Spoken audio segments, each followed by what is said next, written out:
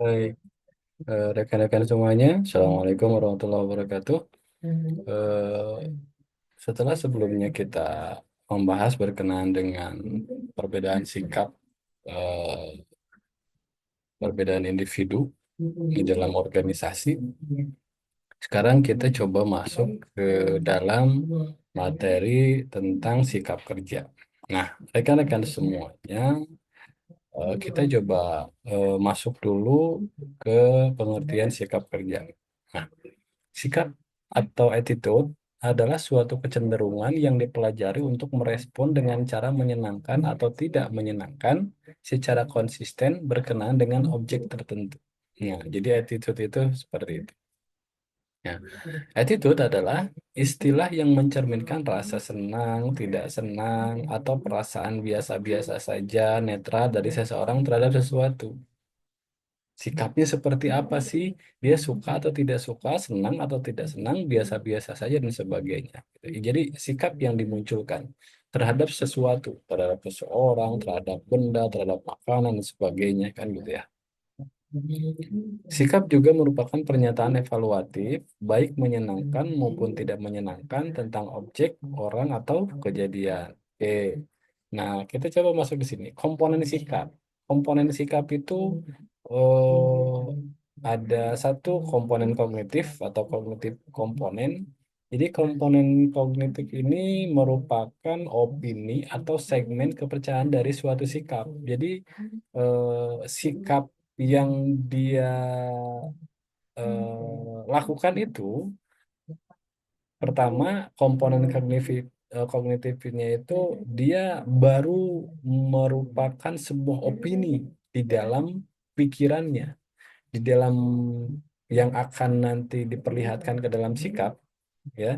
Nah, ini ada komponen opini di dalam dirinya, kan gitu. Misalnya ketika melihat sebuah film, gitu kan, di dalam pikirannya, di opininya, dia mengatakan bahwa film ini bagus. Ini masih di dalam opininya dia, kan gitu.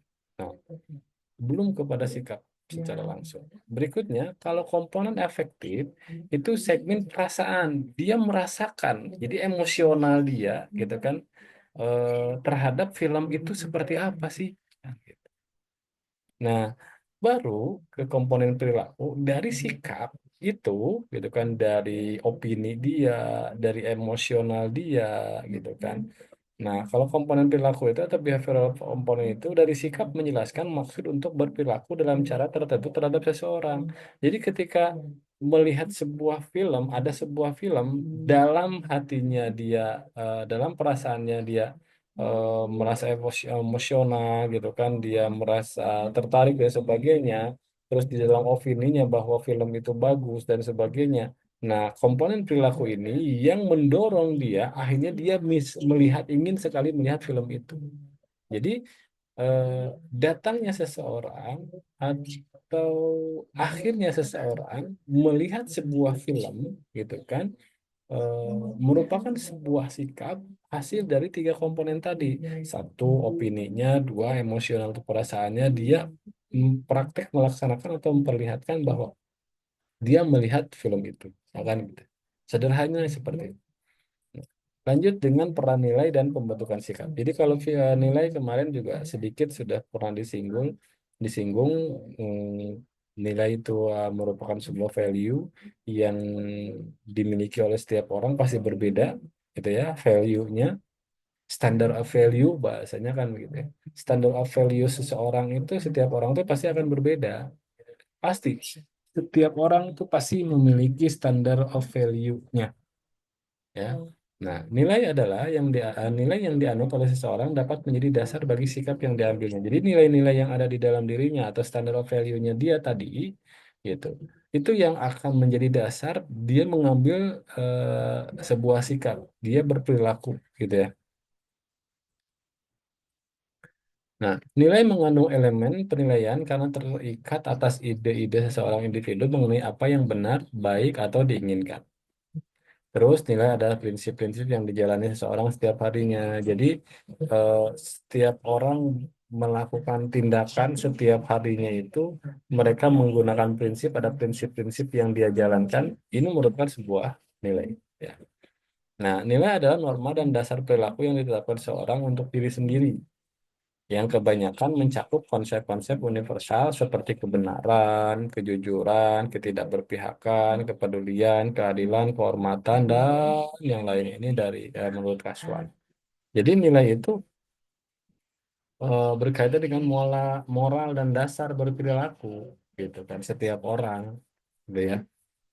Nah, lanjut proses pembentukan dan perubahan sikap. Jadi sikap dapat terbentuk atau perubahan atau berubah melalui empat macam katanya. Ini menurut Suwarno. Yang pertama dalam Suwarno, yang pertama adalah adopsi. Jadi proses pembentukan dan perubahan sikap seseorang ini ya, yang tadi dikatakan memiliki standar of value-nya yang berbeda-beda. Nah, eh, sikap yang terbentuk atau berubah dari seseorang itu karena empat macam ini. Satu, ada adopsi. Nah, adopsi ini em, merupakan kejadian-kejadian dan peristiwa-peristiwa yang terjadi berulang dan terus-menerus lama-kelamaan secara perlahan diserap ke dalam individu dan mempengaruhi terbentuknya suatu sikap. Ya, kalau di sini kan misalnya seseorang yang sejak lahir sampai dia dewasa tinggal di lingkungan yang religius gitu. Atau eh, dia pasti akan punya sikap yang negatif terhadap semua yang diharamkan oleh agamanya kan begitu. Atau misalnya sejak kecil seorang anak ada di lingkungan orang yang akademisi misalnya gitu. Maka dia pasti akan mempunyai sikap negatif atau merasa aneh ketika ada orang yang memang tidak peduli terhadap akademik misalnya kan gitu. Tidak mau belajar, tidak mau kuliah, tidak mau sekolah dan sebagainya. Pasti seperti itu. Nah, itu adopsi. Jadi mengadopsi kejadian-kejadian peristiwa yang berulang-ulang. Nah, kalau diferensiasi, ini semakin berkembangnya intelijensi dan pengalaman yang sejalan dengan bertambahnya usia, maka akan ada hal-hal yang sebelumnya dianggap sama, namun sekarang dianggap berbeda, gitu ya. Misalnya, anak kecil mulanya takut terhadap orang lain, terhadap orang dewasa, kecuali orang tuanya. Namun seiring dengan waktu, setelah besar, mereka akan terbiasa. Kan seorang anak kecil itu ketika ada anak apa, ketika ada orang lain, terutama orang dewasa gitu kan, dia pasti takut, tidak nyaman gitu. Makanya sering kali kan ketika ada anak kecil, ada orang baru dia akan bersembunyi atau diam, itu kan malu-malu atau takut di orang tuanya kan begitu ya. Tapi seiring bertambahnya usia, pengalamannya gitu kan, yang pada akhirnya suatu saat nanti dia akan terbiasa dan berubah gitu ya. Itu akan berubah penilaiannya.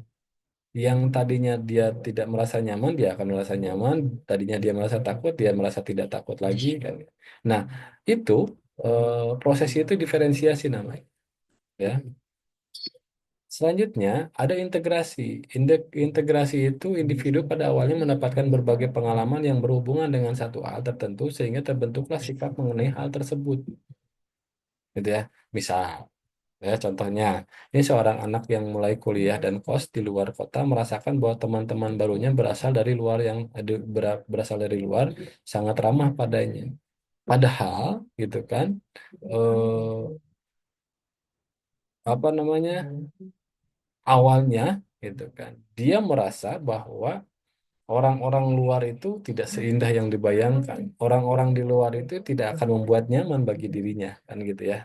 Tapi ya tadi yang apa namanya, karena ada pengalaman dia kuliah di luar kota, dia kos, dia merasa nyaman dengan teman-teman kosnya, dia merasa nyaman dengan lingkungan kuliahnya, teman-temannya, dia merasa nyaman dengan daerah yang barunya, makanannya enak, misalnya orangnya ramah-ramah dan sebagainya. Ini lama-lama gitu kan ya, itu akan membentuk perubahan sikapnya. Itu yang disebut dengan integrasi. Dan yang keempat adalah trauma.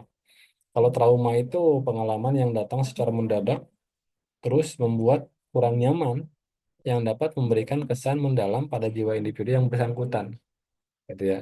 Ya, misalnya kan sekarang kalau misalnya ada trauma ketika anak kecil, sejak kecil selalu dibentak oleh orang tuanya. Maka ketika dia besar, dia merasa trauma kalau misalnya ada orang yang ngambek gitu kan, marah di sekitarnya, dia merasa trauma, dia merasa takut, dia merasa nggak nyaman kan gitu. Atau ketika ada seorang anak pernah terkunci dalam sebuah lift selama 1, 2, 3 sampai beberapa jam misalnya. Sejak saat itu dia merasa takut dan sesak napas saat berada dalam lift. Jadi karena memang punya trauma yang luar biasa, dia pernah terjebak di lift, misalnya kan gitu ya. Terus suatu saat dia masuk ke dalam lift, ya dia merasa ketakutan. Ya tadi, karena trauma itu, gitu ya. Karena ada sesuatu hal yang menyebabkan dia merasa tidak nyaman juga. Nah, terus selanjutnya sikap mempengaruhi perilaku. Jadi sikap merupakan satu faktor yang harus dipahami dan dapat memahami perilaku orang lain. Dengan saling memahami individu, organisasi dapat dikelola dengan baik. Saat berperilaku, individu berlandaskan pada komponen-komponen sikap. Jadi sikap setiap orang itu yang dia miliki, yang memang menjadi kebiasaannya sikapnya seperti itu, ini akan sangat mempengaruhi perilaku, tingkah laku dia dalam kehidupan sehari-hari. Gitu ya. Orang pada usia menengah cenderung mempunyai stabilitas sikap dikarenakan beberapa hal, yaitu, nah ini makanya eh, orang dengan usia tertentu itu, misalnya kan suka ada yang mengatakan orang pada usia tertentu belum layak menjadi seorang pemimpin. Orang dengan usia tertentu sudah layak menjadi seorang pemimpin kan begitu ya. Jadi pada orang pada usia menengah itu kan cenderung punya stabilitas sikap. Jadi karena beberapa hal ya, nih katanya kemungkinan besar memiliki kepribadian yang sudah matang karena memang kepribadiannya bagus gitu ya, kepribadiannya memang sudah bagus gitu kan. Maka ketika menghadapi segala sesuatu permasalahan di hadapannya gitu, dia memiliki stabilitas sikap yang bagus gitu kan, karena tadi kemungkinan besarnya memiliki kepribadian yang sudah memang sudah matang. Yang kedua, merasa memiliki pengetahuan yang berlebih karena memang sudah pengalaman banyak gitu kan, pengetahuan yang lebih, sehingga apa namanya, stabilitas sikapnya cenderung bagus. Dan yang ketiga, merasa perlu memiliki sikap yang kuat gitu kan, karena memang pengalaman tersandung, pengalaman dilecehkan, misal pengalaman merasa kurang ketika melakukan sikap perilaku di dalam sebuah organisasi dan sebagainya gitu, maka merasa perlu memiliki sikap yang kuat, akhirnya dia bangkit dan sebagainya gitu ya. Nah, terus selanjutnya rekan-rekan semuanya, faktor yang mempengaruhi terbentuknya sikap katanya. Satu, faktor internal. Terus yang kedua itu faktor eksternal. Kalau faktor internal itu faktor yang terdapat dalam diri individu, seperti faktor pilihan. Jadi individu tidak dapat menangkap seluruh stimulus dari luar melalui proses persepsi, atau karena individu harus memiliki stimulus sesuai dengan kondisi. Misalnya nih, yang sekarang eh, yang paling sedang gencar-gencarnya misalnya gitu ya. Misalnya kita pergi ke mall. Nah, saat sedang gencar-gencaran promo, itu kan di mall itu di setiap toko itu, gitu kan. Banyak kan, banyak sekali promo di setiap toko di mana-mana. Nah, kita mau memilih toko yang mana? Toko A kah, toko B, toko C atau T, atau misalnya toko yang memang jauh dari situ atau di lantai berapa misalnya kan gitu. Nah, rekan-rekan semuanya, maka eh, kita akan memilih kan mana dulu nih yang terlebih dahulu dikunjungi oleh dia, gitu kan. Mana dulu, setelah ini baru kemana. Nah, itu faktor internal, kan semua. Yang kedua, faktor eksternal. Di dalamnya ada sifat objek, kewibawaan, sifat orang-orang, media komunikasi, sikap, situasi pada sikap itu dibentuk. Jadi, ada faktor-faktor eksternal yang bisa mempengaruhi terbentuknya sikap tadi. Oke. Nah, lanjut dengan macam-macam sikap kerja. Ada job involvement atau yang disebut dengan keterlibatan kerja. Jadi kalau job involvement ini sebagai tingkat di mana seseorang mengenal pekerjaannya secara psikologi dan merasakan tingkat kinerja mereka itu penting bagi harga diri. Jadi keterlibatannya tinggi, sikap kerjanya di dalam sebuah organisasi atau perusahaan gitu. Karena ya tadi, eh, dia merasa tingkat kinerja mereka itu penting bagi harga dirinya. Kalau misalnya saya tidak bekerja dengan bagus, saya tidak ada keterlibatan secara langsung di dalam organisasi, dia merasa harga diri dia tidak baik-baik saja, misalkan gitu ya. Yang kedua, organisasional komitmen. Jadi organisasional komitmen itu tingkat di mana seseorang karyawan mengidentifikasi sebuah organisasi, tujuan dan harapannya untuk tetap menjadi anggota. Kondisinya seperti apapun, sedang naik, sedang turun dan sebagainya dalam organisasi itu, gitu kan ya. Dia eh, akan bersikuku tegas, tetap saya bagian daripada anggota organisasi atau perusahaan. Jadi komitmennya seperti itu. Jadi organisasional komitmennya, jadi komitmen untuk organisasinya tinggi. Apapun kondisinya, saya akan komitmen berada di organisasi di perusahaan ini, kan gitu ya. Yang ketiga ada employee engagement. Nah, employee engagement itu hubungan individu terkait kepuasan dan antusias untuk pekerjaan yang dilakukan karyawan. Jadi kalau employee engagement itu keterlibatan kerja setiap individu. Jadi ada keterikatan kerja bagi dirinya sehingga dia akan terus eh, belajar dan terus akan meningkatkan produktivitas sehingga tujuan organisasi atau tujuan perusahaan dapat terwujud, tercapai. Jadi employee engagement itu keterikatan kerjanya memang cukup tinggi dengan kondisi apapun. Oke, gitu rekan-rekan semuanya. Barangkali untuk pertemuan hari ini berkaitan dengan sikap kerja yang mudah-mudahan selalu memberikan tambahan referensi untuk teman-teman semuanya dan merasa tidak puas dengan apa yang sudah disampaikan atau materi sehingga rekan-rekan semuanya nanti akan dapat menambah referensinya dari referensi yang lain dalam bentuk yang lain. Demikian untuk hari ini. Terima kasih. Assalamualaikum warahmatullahi wabarakatuh.